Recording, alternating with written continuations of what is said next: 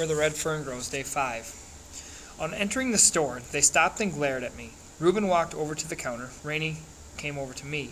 Leering at me, he said, "I'd like to make a bet with you." I told him I didn't want to bet. He asked if I was scared. "No, I just don't want to bet," I said. His neck and ears looked as though they hadn't been washed in months. His ferret-like eyes kept darting here and there. Glancing down to his hands, I saw the back of his right sleeve was stiff and starchy from the constant wiping of his nose. He saw I was looking him over, and asked if I liked what I saw. I started to say no, but didn't, turned, and walked away a few steps. Reuben ordered some chewing tobacco. "Aren't you a little young to be chewing?" Grandpa asked. "Ain't for me. It's for Dad," Reuben growled. Grandpa handed 2 plugs to him. He paid for it, turned around, and handed 1 plug to Rainey. Holding the other one up in front of him, he looked it over. Looking at Grandpa, he gnawed at a corner of it. Grandpa mumbled something about how kids were brought up these days. He came from behind the counter saying to me, "Let's go grind that corn." The Pritchard boys made no move to follow us out of the store. "Come on," Grandpa said. "I'm going to lock up until I get this corn ground." "We'll just stay here. I want to look at some of the shirts," said Reuben. "No, you won't," said Grandpa. "Come on, I'm going to lock up." Begrudgingly, they walked out. I helped Grandpa start the mill, and we proceeded to grind the corn. The Pritchard boys had followed us and were standing looking on. Rainey walked over to me. "I hear you have some good hounds," he said. I told him I had the best in the country. If he didn't believe me, he could just ask my grandfather. He just leered at me. "I don't think they're half as good as you say they are," he said. "Bet our old blue-tick hound can out-hunt both of them." I laughed. Ask Grandpa who brings in the most hides." "I wouldn't believe him. He's crooked," he said. I let him know right quick that my grandfather wasn't crooked. "He's a storekeeper, ain't he?" said. I glanced over at Grandpa. He had heard the remark made by Rainey. His friendly old face was as red as a turkey gobbler's wattle.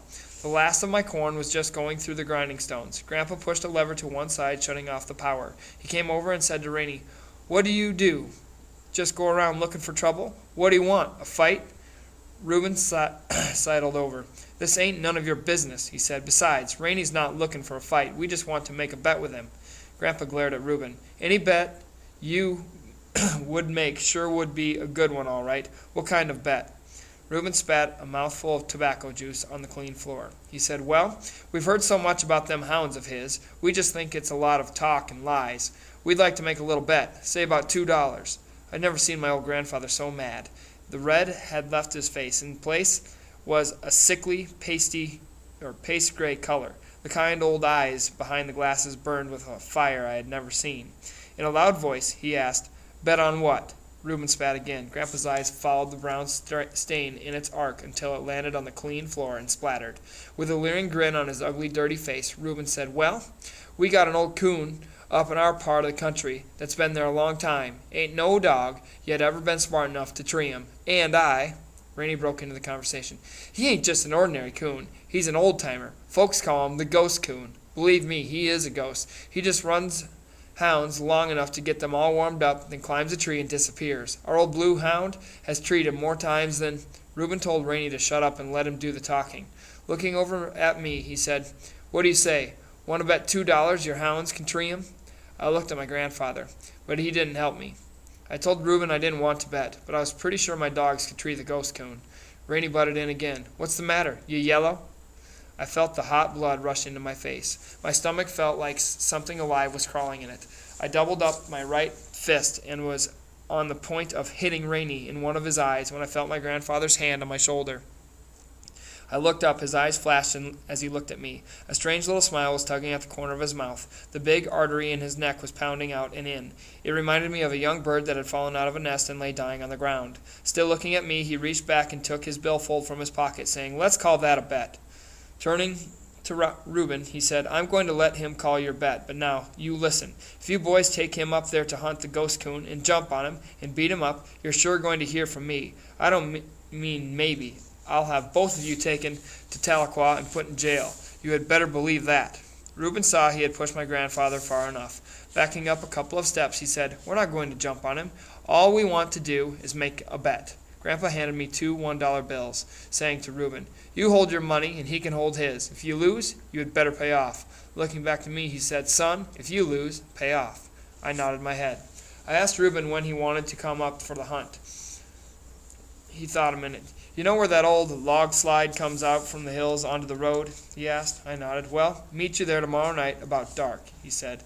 It's fine with me, I said, but I told him not to bring his hounds because mine wouldn't hunt with other dogs. He said he wouldn't. I agreed to bring my axe and lantern. As they turned to leave, Rainey smirked. Sucker, he said. I made no reply. After the Pritchard boys had gone, my grandfather looked at me and said, Son, I have never asked another man for much, but I sure want you to catch the ghost coon. I told him if the ghost coon made one track in the river bottoms, my dog would get him. Grandpa laughed. You'd better be getting home. It's getting late and your mother is waiting for the cornmeal, he said. I could hear him chuckling as he walked toward the store. I thought to myself, there goes the best grandpa a boy ever had. Lifting the sack of meal to the back of my old mule, I started home. All the way, I kept thinking of old Dan, Little Ann, Ghost Coons, and the two ugly, dirty Pritchard boys. I decided not to tell my mother and father anything about the hunt, for I knew Mama wouldn't approve of anything I had to do with the Pritchards. The following evening, I arrived at the designated spot early. I sat down by a red oak tree to wait. I called Little Ann over to me and had a good talk with her. I told her how much I loved her, scratched her back, and looked at the pads of her feet. Sweetheart, I said, you must do something for me tonight. I want you to tree the ghost coon, for it means so much to Grandpa and me. She seemed to understand and answered by washing my face and hands. I tried to talk to old Dan, but I may as well have talked to a stump for all the attention he paid to me. He kept walking around sniffing here and there. He couldn't understand why we were waiting. He was wanting to hunt. Reuben and Rainey showed up just at dark. Both had sneers on their faces. Are you ready? Reuben asked. Yes, I said, and asked him which way was the best to go. Let's go downriver a way and work up, he said. We're sure to strike him coming upriver, and that way we've got the wind in our favor. Are these the hounds that we've been hearing so much about? Rainey asked. I nodded. They look too little to be any good, he said. I told him dynamite came in little packages. He asked me if I had my $2. Yes, I said. He wanted to see my money. I showed it to him. Reuben, not to be outdone, showed me his. We crossed an old field and entered the river bottoms. By this time it was quite dark. I lit my lantern and asked which one wanted to carry my axe. It's yours, Rainey said. You carry it. Not wanting to argue, I carried both the lantern and the axe. Rainey started telling me how stingy and crooked my grandfather was. I told him I hadn't come to have any trouble or to fight. All I wanted to do was to hunt the ghost coon. If there was going to be any trouble, I would just call my dogs and go home. Reuben had a nickel's worth of sense, but Rainey had none at all. Reuben told him if he didn't shut up, he was going to bloody his nose. That shut Rainey up. Old Dan opened up first. It was a beautiful thing to hear. The deep tones of his voice rolled in the silent night. A bird in a canebrake on our right started chirping. A big swamp rabbit came running down the riverbank as if all hell was close to his heels. A bunch of mallards feeding in the shallows across the river took flight with frightened quacks. A feeling that only a hunter knows slowly crept over my body. I whooped to my dogs, urging them on. Little Ann came in, her bell-like tones blended with old Dan's in perfect rhythm. We stood and listened to the beautiful music, the deep-throated notes of hunting hounds on the hot-scented trail of a river coon. Reuben said, if he crosses the river up at Buck Ford, it's the ghost coon, as that's the way he always runs. We stood and listened. Sure enough, the voices of my dogs were silent for a few minutes. Old Dan, a more powerful swimmer than Little Ann, was the first to open up after crossing over. She was close behind him. Reuben said, that's him, all right. That's the ghost coon. They crossed the river again. We waited. Rainey said, you may as well get your money out now. I told him just to wait a while, and I'd show him the ghost coon's hide. This brought a loud laugh from Rainey, which sounded like someone had dropped an empty bucket on a gravel bar and then had kicked it. The wily old coon crossed the river several times, but couldn't shake my dogs from his trail. He cut out from the bottoms, walked a rail fence, and jumped from it into a thick canebrake. He piled into an old slough. Where it emptied into the river, he swam to the middle. Doing opposite to what most coons do, which is swim downstream, he swam upstream. He stopped at an old drift in the middle of it. Little Ann found him. When she jumped him from the drift, old Dan was far downriver searching for the trail. If he could have gotten there in time, it would have been the last of the ghost coon, but Little Ann couldn't do much by herself in the water. He fought his way free from her, swam to our side, and ran upstream. I could hear old Dan coming through the bottoms on the other side, bawling at every jump. I could feel the driving power in his voice. We heard him when he hit the water to cross over. It sounded like a cow had jumped in. Little Ann was warming up the ghost coon. I could tell by her voice that she was close to him. Reaching our side, old Dan tore out after her. He was a mad hound. His deep voice was telling her he was coming. We were trotting along, following my dogs, when I heard Little Ann's bawling stop. Wait a minute, I said. I think she has treed him. Let's give her time to circle the tree to make sure he's there. Old Dan opened up, bawling treed. Reuben started on. "Something's wrong," I said. "I can't hear little Ann." Rainey spoke up. "Maybe the ghost coon ate her up." I glared at him. Hurrying on, we came to my dogs. Old Dan was bawling at a hole in a large sycamore that had fallen into the river. At that spot, the bank had a good 10 feet above the water level. As the big tree had fallen, the roots had been torn and twisted from the ground. The jagged roots, acting as a drag, had stopped it from falling all the way into the stream. The trunk lay on a steep slant from the top of the bank to the water. Looking down, I could see the broken, tangled mass of the top. Debris from floods had caught in the limbs, forming a drift. Old Dan was trying to dig and gnaw his way into the log. Pulling him from the hole, I held my lantern up and looked down into the dark hollow. I knew that somewhere down below the surface there had to be another hole in the trunk, as water had filled the hollow to the river level. Reuben, looking over my shoulder, said, "That coon couldn't be in there. If he was, he'd be drowned." I agreed. Rainey spoke up. "You ready to pay off?" he asked. I told him them hounds couldn't tree the ghost coon. I told him the show wasn't over. Little Ann had never bawled treed, and I knew she wouldn't until she knew exactly where the coon was. Working the bank up and down and not finding the trail, she swam across the river and worked the other side. For a good half hour she searched that side before she came across to where old Dan was. She sniffed around the hollow log. "We might as well get away from here," Rainey said. "They ain't going to find the ghost coon." "It sure looks that way," Reuben said. I told him I wasn't giving up until my dogs did. "You just want to be stubborn," Reuben said. "I'm ready for my money now." I asked him to wait a few minutes. "Ain't no use," he said. "No hound ever treed that ghost coon." Hearing a whine, I turned around. Little Ann had crawled up on the log and was inching her way down the slick trunk toward the water. I held my lantern up so I could see better. Spraddle-legged, claws digging into the bark, she was easing her way down. "You'd better get her out of there," Reuben said. "If she gets down in that old tree top, she'll drown." Reuben didn't know my little Ann. Once her feet slipped, I saw her hindquarters fall off to one side. She didn't get scared. Slowly, she eased her legs back up on the log. I made no reply. I just watched and waited. Little Ann eased herself into the water. Swimming to the drift, she started sniffing around. In places it was thin and her legs would break through. Climbing, clawing, and swimming, she searched the drift over, looking for the lost trail. I saw when she stopped searching. With her body half in the water and her front feet curved over a piece of driftwood, she turned her head and looked toward the shore. I could see her head twisting from side to side. I could tell by her actions that she had gotten the scent. With a low whine, she started back. I told Reuben, "I think she smells something." Slowly and carefully, she worked her way through the tangled mass.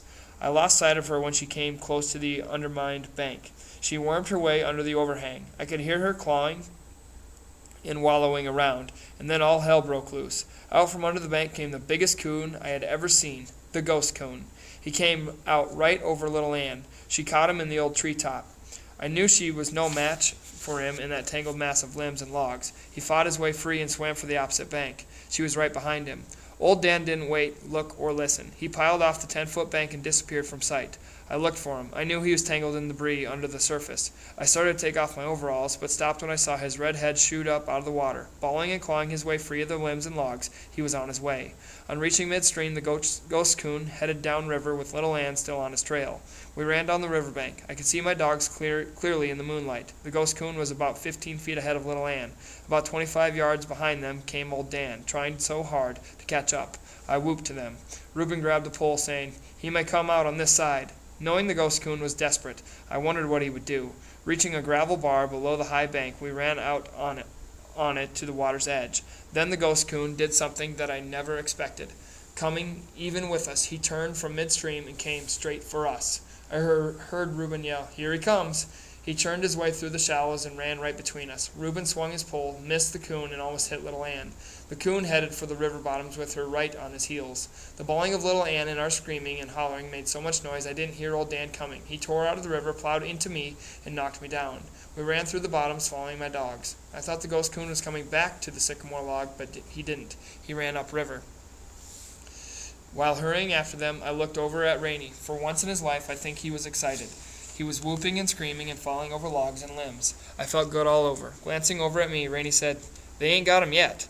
The ghost coon crossed the river time after time. Seeing that he couldn't shake old Dan and little Ann from his trail, he cut through the river bottoms and ran out into an old field. At this maneuver, Reuben said to Rainey, "He's headed for that tree." "What tree?" I asked. "You'll see," Rainey said. "When he gets tired, he always heads for that tree. That's where he gets his name, the ghost coon. He just disappears." "If he disappears, my dogs will disappear with him," I said. Rainey laughed.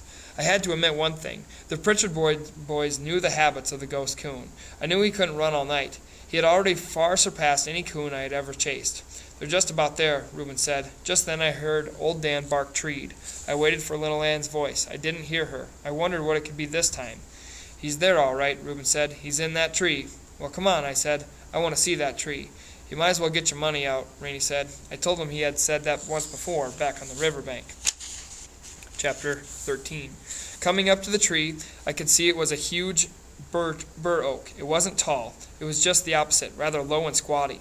The top was a thick mass of large limbs, and it hadn't shed all of its leaves yet. It stood by itself in an old field. There were no other trees within 50 yards of it. About 15 feet to the left were the remains of a barbed wire fence. An old gate hung by one rusty hinge from a large corner post. I could tell that at one time a house had stood close by. Reuben saw me looking around. "A long time ago some Indians lived here and farmed these fields," he said. I walked around the tree looking for the coon, but could see very little in the dark shadows. "Ain't no use to look," Reuben said. "He won't be there." Rainey spoke up. "This ain't the first time we've been to this tree," she said. Reuben told Rainey to shut up. "You talk too much," he said. In a whining voice, Rainey said, "Reuben, you know the coon ain't in that tree. Make him pay off and let's go home. I'm getting tired." I told Reuben I was going to climb the tree. "Go ahead," he said. "It won't do you any good." The tree was easy to climb. I looked all over it, on each limb and in every dark place. I looked for a hollow. The ghost coon wasn't there. I climbed back down, scolded old Dan to stop his loud bawling, and looked for little Ann. I saw her far up the old fence row, sniffing and running here and there. I knew the ghost coon had pulled a real trick, but I couldn't figure out what it was. Little Ann had never barked treed. Yet I knew if the coon was in the tree, she wouldn't still be searching for a trail. Old Dan started working again. My dogs covered the field. They circled and circled. They ran up and down the barbed wire fence on both sides. I knew the coon hadn't walked the barbed wire. Ghost or no ghost, he couldn't do that. I walked over to the old gate and looked around. I sat down and stared up into the tree. Little Ann came to me. Old Dan, giving up his search, came back to the tree and bawled a couple of times. I scolded him again. Reuben came over, leering at me. He said, "You give up?" I didn't answer. Little Ann once again started searching for the lost trail. Old Dan went to help her.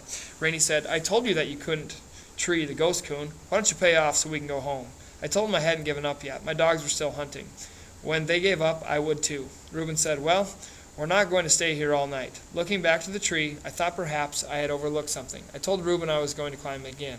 He laughed. "Go ahead. Won't do any good. You climbed it once. Ain't you satisfied?" "No, I'm not satisfied," I said. "I just don't believe in ghost coons." Reuben said, "I don't believe in ghosts either, but facts are facts. To tell you the truth, I've climbed that tree a dozen times, and there ain't no place in it for a coon to hide." Rainey spoke up. "Our old blue hound has treed the ghost coon in this tree more times than one. Maybe you two don't believe in ghosts, but I do.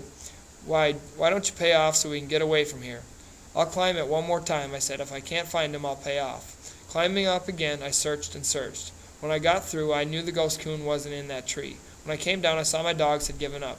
That took the last resistance out of me. I knew if they couldn't find the ghost coon, I couldn't. Digging the 2 $1 bills out of my pocket, I walked over to Reuben.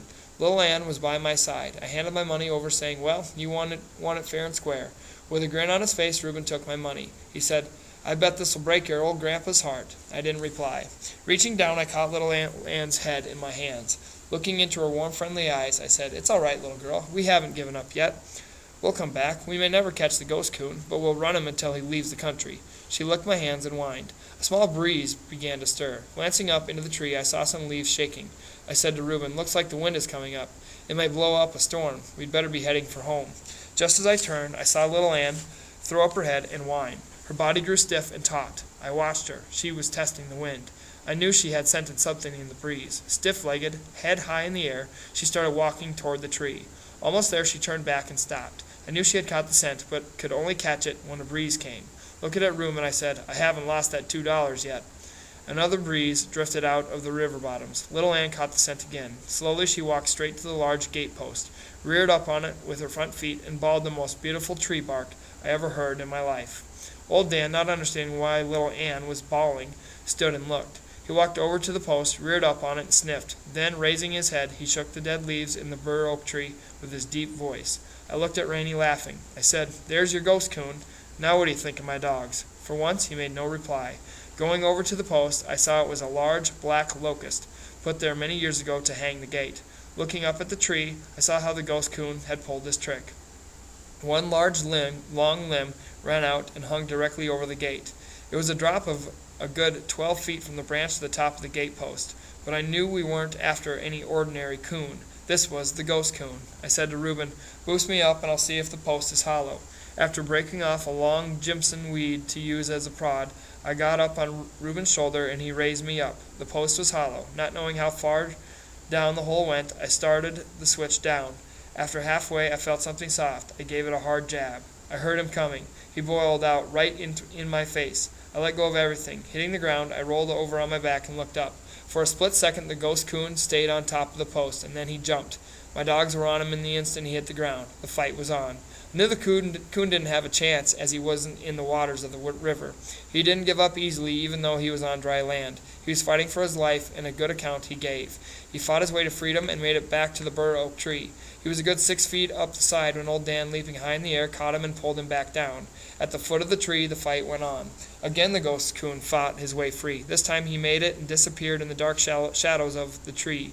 Old Dan was furious. Never before had I seen a coon get away from him. I told Reuben I would climb up and run him out. As I started climbing, I saw little Ann go to one side and old Dan to the other. My dogs would never stay together when they had treed a coon, so that any way he left the tree, he was met by one of them. About halfway up, far out on a limb, I found the ghost coon. As I started toward him, my dogs stopped bawling. I heard something I had heard many times. The sound was like the cry of a small baby. It was the cry of a ringtail coon when he knows it is the end of the trail.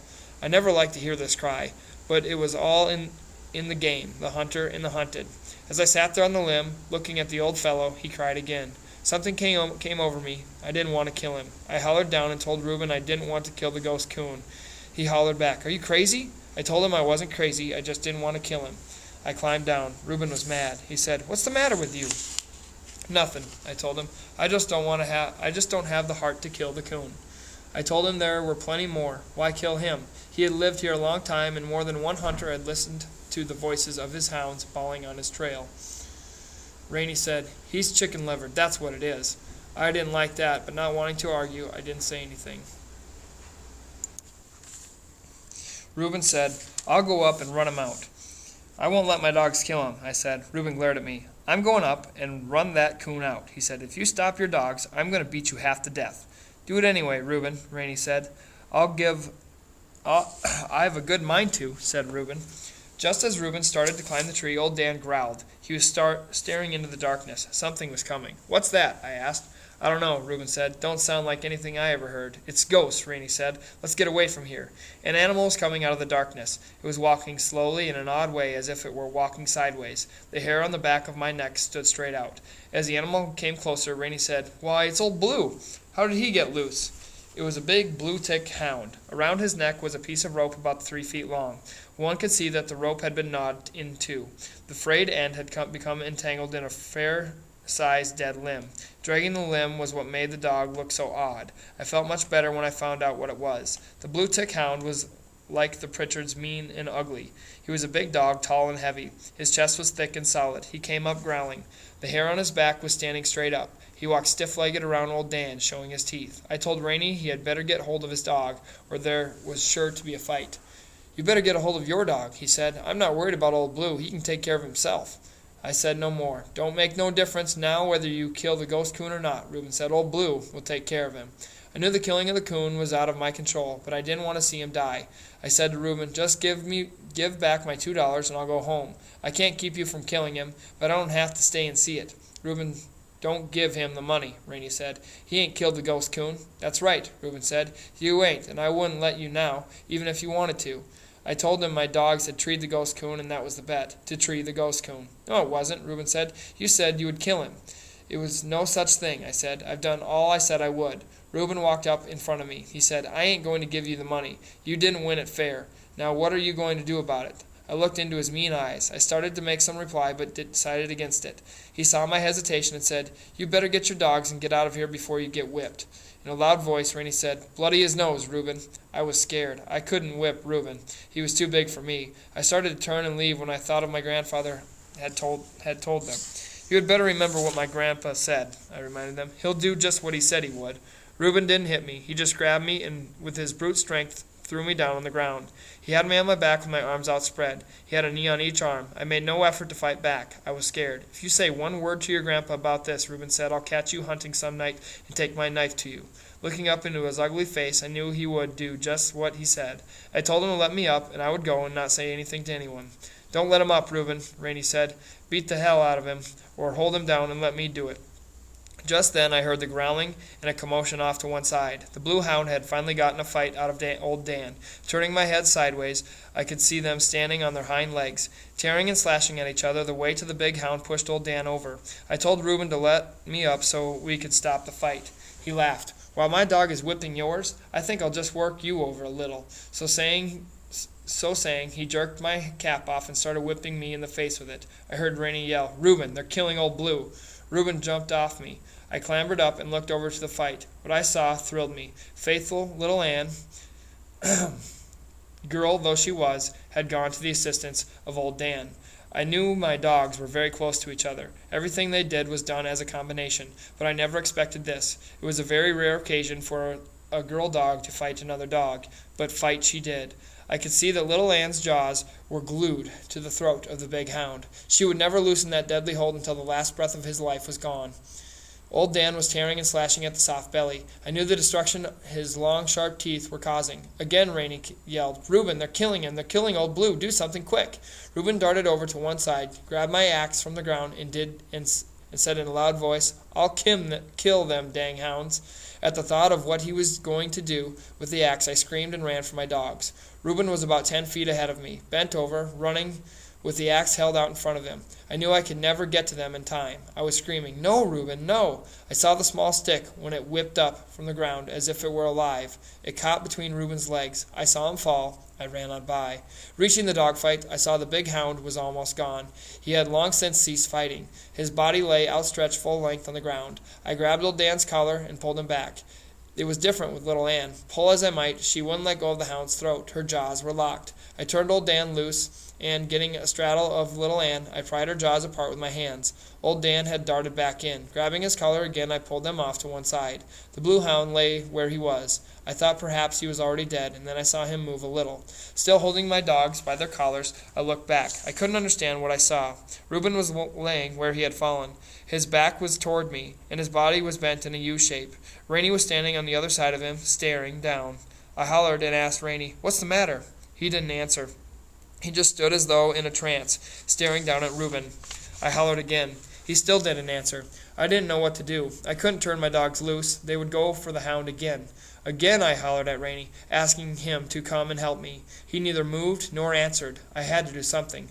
Looking around, my glance fell on the old barbed wire fence. I led my dogs to it. Holding onto their collars with one hand, I worked the rusty barbed wire backwards and forwards against the staple until it broke. Running the end of it under their collars, I tied them up. They made 2 or 3 lunges toward the hound, but the wire held. I walked over and stopped at Rainey's side. I asked again, "What's the matter?" He said not a word.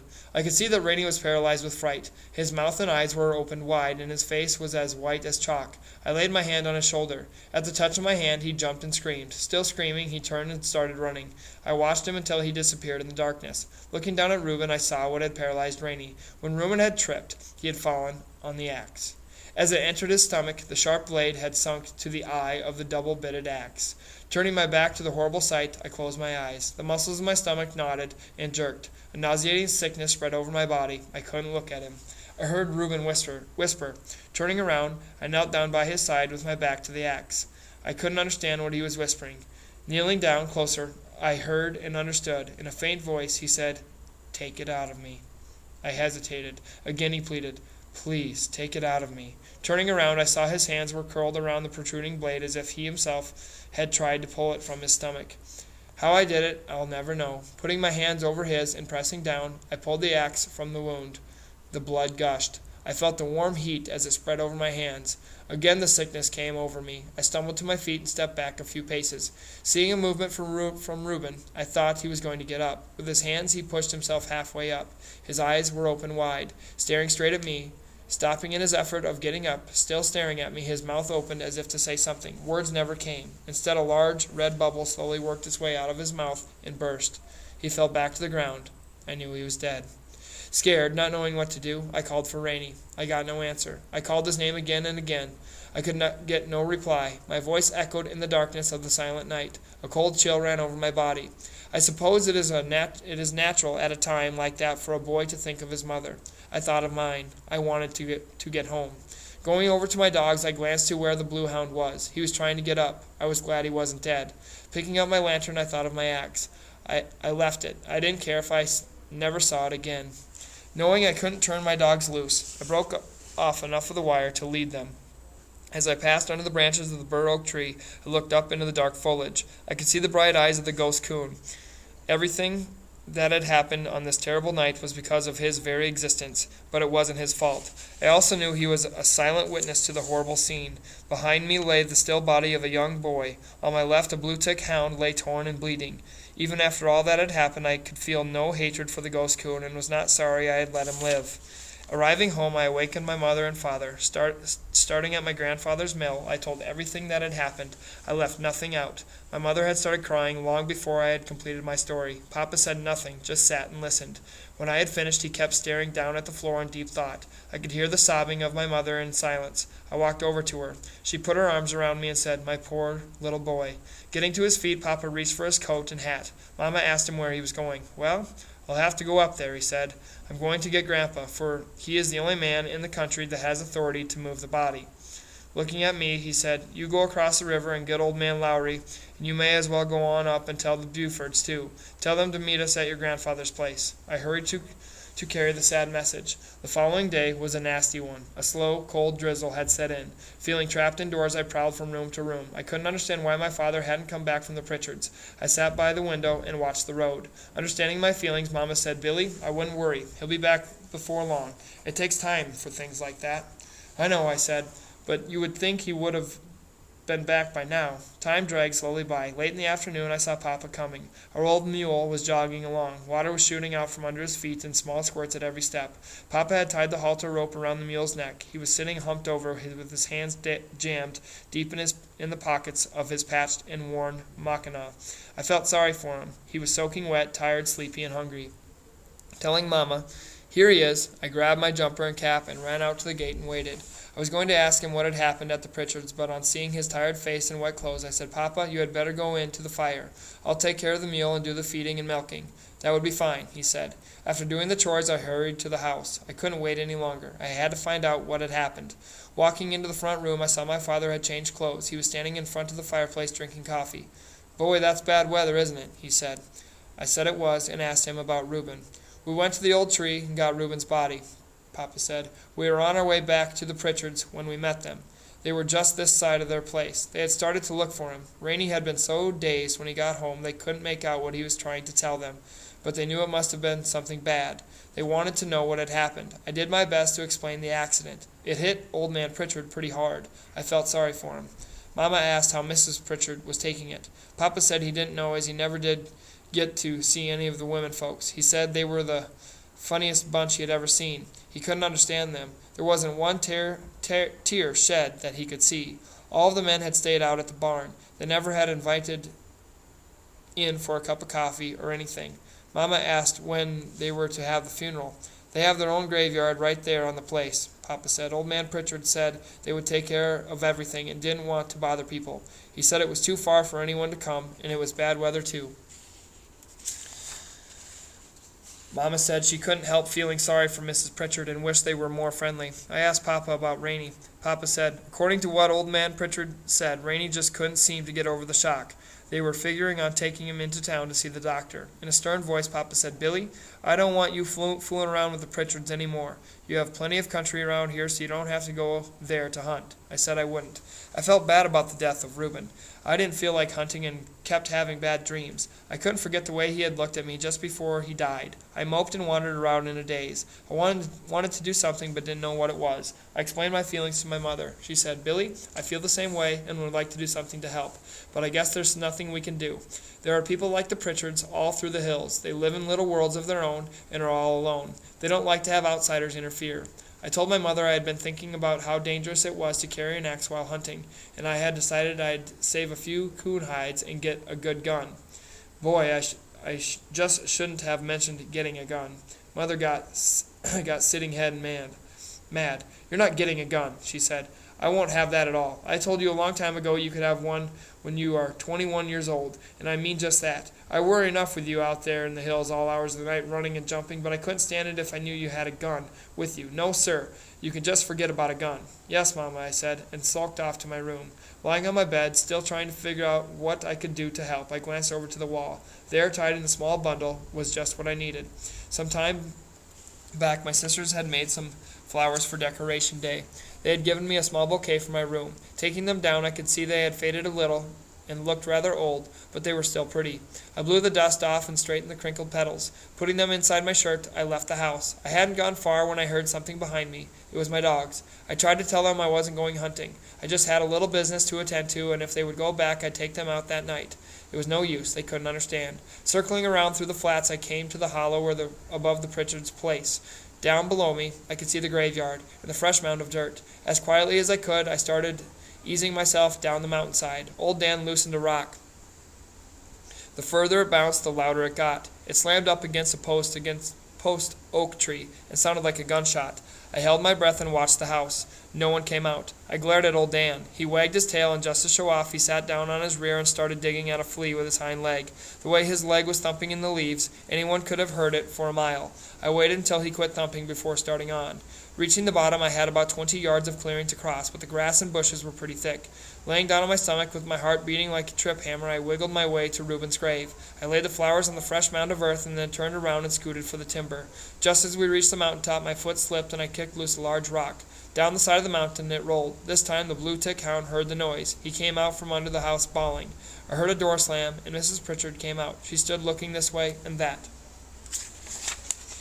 The hound ran up to the graveyard and started sniffing and bawling. Mrs. Pritchard followed him. Seeing the flowers on Reuben's grave, she picked them up and looked at them. She scolded the hound and then looked up at the hillside. I knew she couldn't see me because the timber was too thick, but I felt uncomfortable anyway. Scolding the hound again, she knelt down and arranged the flowers on the grave. Taking one more look at the hillside, she started back. Halfway to the house, I saw her reach down and gather the long cotton skirt in her hand and dab at her eyes. I felt much better after paying my respects to Reuben. Everything looked brighter, and I didn't have that funny feeling anymore. All the way home, my dogs kept running out in front of me. They would stop, turn around, and look at me. I had to smile, for I knew what they wanted. I stopped and petted them a little and told them that as soon as I got home and had my supper, we would go hunting. Chapter 14. A few days later, on his way back from the mill, one of the Hatfield boys stopped at our place. He told me my grandfather wanted to see me. It was unusual for Grandpa to send for me, and it had me worried. I figured that he wanted to talk to me about the death of Reuben Pritchard. I always enjoyed talking to my grandpa, but I didn't want to talk about Reuben's death. Every time I thought of him, I lived the horrible tragedy all over again. After a practically sleepless night, the next morning I started for the store. I was walking along deep in thought when little Ann zipped by me. She was as happy as a young gray squirrel. She wiggled and twisted, and once she barked at me. I looked behind me. There was old Dan trotting along. He stopped when I turned around. Little Ann came up to me. I scolded them and tried to explain that I wasn't going hunting. I was just going up to the store to see what my grandpa wanted. They couldn't or didn't want to understand. I picked up a small stick and slapped my leg with it. In a deep voice, I said, "Now you go home, or I'm going to wear you out." This hurt their feelings. With their tails between their legs and trotting side by side, they started back. Every little way they would stop and look back at me. It was too much. I couldn't stand it. I began to feel bad all over. "Well, all right," I said. "Come on. You can go. But, Dan, if there are any dogs around the store, and you get in a fight, I won't take you hunting for a whole year, and I mean that, although I knew I didn't." They came running, tickled to death. Little Ann took one of her silly spells. She started nipping at the long red tail of old Dan. Not getting any reaction from him, she jumped over him. She barked at him. He wouldn't even look at her. She ran around in front of him and laid down in the trail, acting like a cat ready to spring. Stiff-legged, he walked up close to her, stopped, and showed his teeth. I laughed out loud. I knew he wouldn't bite her any more than he would bite me. He was just acting tough because he was a boy dog. After several attempts to get him to play, little Ann gave up. Together they started sniffing around in the underbrush. As I walked up in front of the store, Grandpa hollered at me from the barn. I went over to him. Right away he wanted to know all about Reuben's accident. He listened while I told the story over again. After I had had my say, Grandpa stood looking down at the ground. There was a deep frown on his face and a hurt look in his eyes. His quietness made me feel uneasy. He finally raised his head and looked at me. What I could see in his friendly old face tore at my heart. It seemed that there were more wrinkles than I had ever seen before. His uncombed, iron-gray hair looked almost white. I noticed that his wrinkled old hand trembled as he rubbed the wire-stiff stubble on his chin. In a low voice that quivered as he talked, he said, "Billy, I'm sorry about all this. Truly sorry. I can't help but feel that in a way it was my fault." "No, Grandpa," I said. "It wasn't your fault. It wasn't anyone's fault. It just happened, and no one could help it." "I know," he said, "but if I hadn't called Reuben's bet, nothing would have happened. I guess when a man gets old, he doesn't think straight. I shouldn't have let those boys get under my skin." "Grandpa," I said, "Reuben and Rainey could get under anybody's skin. You couldn't help that. Why, they get under everyone's skin that gets close to them." "Yes, I know," he said, "but still I acted like a fool. Billy, I had no idea things were going to turn out like they did, or I wouldn't have called that bet." Wanting to change the conversation, I said, "Grandpa, we won that bet fair and square, but they took my money anyway." I saw the fire come back to his eyes. This made me feel better. He was more like Grandpa I loved. "That's all right," he said. "We'll just forget the whole thing." He stepped over and laid his hand on my shoulder. In a solemn voice, he said, "We won't talk about this again. Now, I want you to forget it ever happened because it wasn't your fault. Oh, I know it's hard for a boy to ever completely forget something like that. All through your life you'll think of it now and then, but try not to let it bother you and don't ever feel guilty about it. It's not good for a young boy to feel that way." I nodded my head, thinking if people would just stop questioning me about Reuben's death, maybe I could forget. Grandpa said, "Well, the accident wasn't the only thing I wanted to talk to you about. I've got something else, something I think will help both of us forget a lot of things."